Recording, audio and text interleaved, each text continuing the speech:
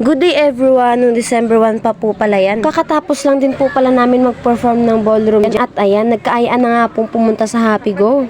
Pagdating po namin sa Happy Go at ayan, pumasok na po kami sa entrance. Tapos biglang tumunog yung ano ba tawag dyan, yung detector nila. Pagpasok po pala namin ay dumiretso na rin po kami sa food court. Bumili na rin po pala kami ng aming makakain at ayan, nagkanin ako.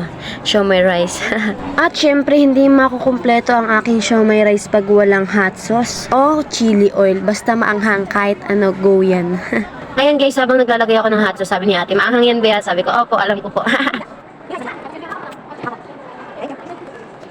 At ayan guys, naghanap na kami ng pwede naming kainan. At ayan guys, kain tayo. Masarap agad dito. Masama mo masarap. Ano to chili oil? Chili. Chili oil? Hindi ano hot sauce? Sabi niya akin ang daw, sabi. Sabi. Amoy pala, ang tapang.